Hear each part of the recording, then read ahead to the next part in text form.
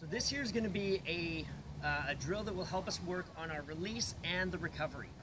So what we're going to do is it's a bit of pauses. So we want to have on our pauses, we want them very distinct.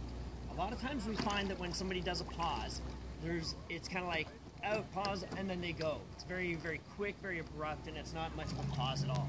So we want to really push ourselves to feel that pause nice and relaxed. What that's going to do is it's going to give us time to actually think about where our body is, where our hands are, and what, if any, changes we need to make. So we're going to start off doing a pause at the release. And at the release, I don't mean at the body here. We're talking about with the arms extended and body pivoted forwards. That's where we're going to do our first pause. So we want to make sure that we sit tall, that again we keep the hands low, that we lock it in. And when we take our stroke, I'm just going to do them light here because I don't want to go flying too far away so you can't hear me.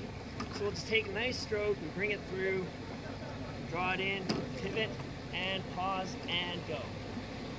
The pause is going to be nice and distinct. Draw it in, pivot, pause, go. That's going to be our pause.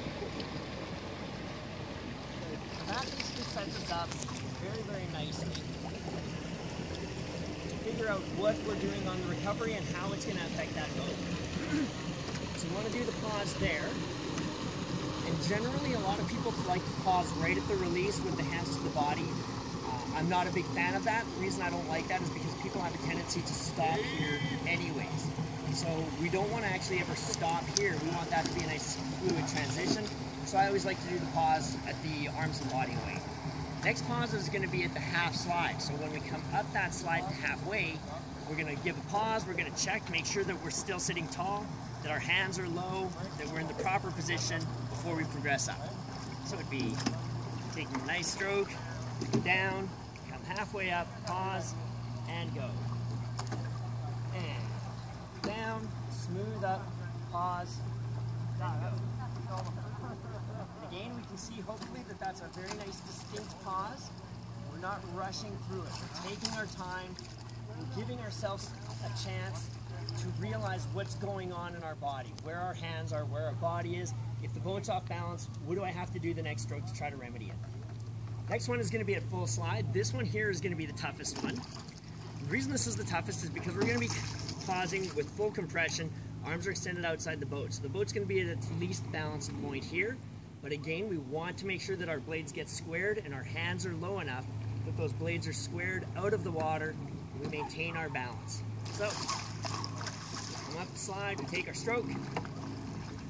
Down, feathers smooth up the slide, pausing, and then going.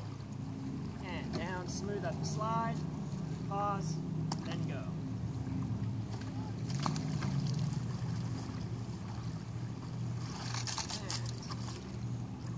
And again, the result is less important than the commitment to really delaying that pause, really holding on to it. Because that's where we're going to feel what's going on and what needs to be changed. So as we then continue to do the drill, we can make those changes, those adjustments, which will let us eventually find that balance point with the low hands. If we have those low hands at the catch with our blades nice and squared, that tells us that as we're preparing for the catch, we're ready to go and we're able to take it nice and smooth.